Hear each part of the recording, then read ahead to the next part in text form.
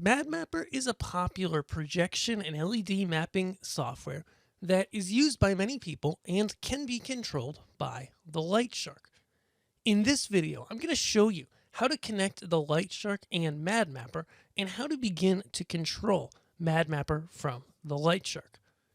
First things first, we're going to look under the Controls menu here in MadMapper. We see here that we can control MadMapper from the keyboard, from MIDI, from DMX, and from OSC.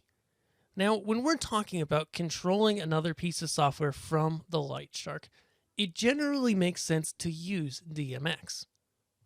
So we'll go to Edit DMX Controls.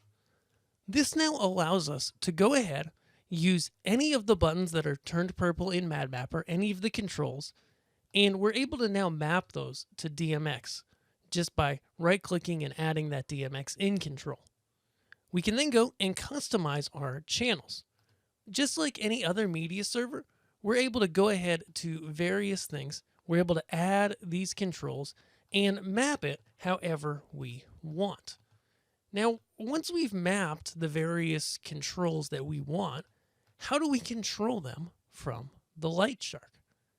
Well, first, we're going to want to go and set up our DMX inside of the MadMapper preferences. We'll find those under Tools and Preferences. Under DMX Input, we'll then select our DMX input device. You can choose ArtNet or SACN, and the lightShark can output both of those. I would recommend using SACN, and I would personally put it on a higher number universe, such as 8.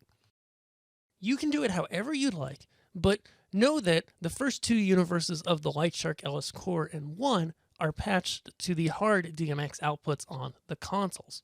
Since we're not making use of that, we're only using the network, it makes sense to use a higher universe number, so why not go to the end, universe 8.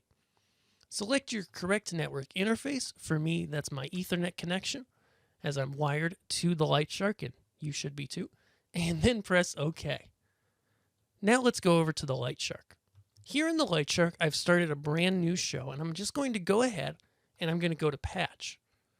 I'm going to add fixtures, and I'm going to go to Generic and use one channel LTP and one channel. Now, for the sake of this demonstration, in the Amount tab, I'm going to put 512 fixtures because ultimately, I'm reserving this whole DMX universe to MadMapper. Now, you can patch as many channels as you need to get the control of MadMapper that you want. For you, that might be a handful of channels, or it might be many. It depends on your needs and exactly how much control you want during a live show. Under the Advanced tab, I'm going to select my correct universe here, going to 8, and then patch them. Once we see the success message, we can press OK, and now exit. Now we have one group that has all 512 of our units in it. Heading to the Fixtures tab, this is where we really begin to customize things. Now, there are many different ways to lay out your media server, and finding the correct way for you really comes down to looking at what you want to control in the MadMapper interface, whether it's just controlling different clips, controlling the different scenes, controlling the different generators, or whether you want control over all of these things. And then I would recommend grouping channels together that are from like areas in the software. Once you've chosen your layout, you can then go to the lightShark and simply hold and press to set to change the names of your different fixtures. So for example, this might be clip number 1. This next channel might be clip number 2. And then maybe down at channel 10, we'll use the play button.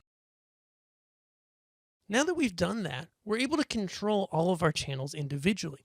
Now, there are really multiple ways to do this, and so also look at our videos on using the fixture editor, because you could build a custom fixture profile to do the same sorts of things.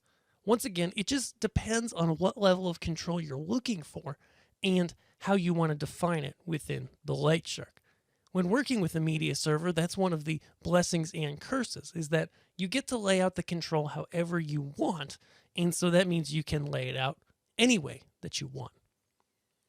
Once you've got your different channels selected, you can completely go ahead and maybe select channels multiple at a time and record those into new groups.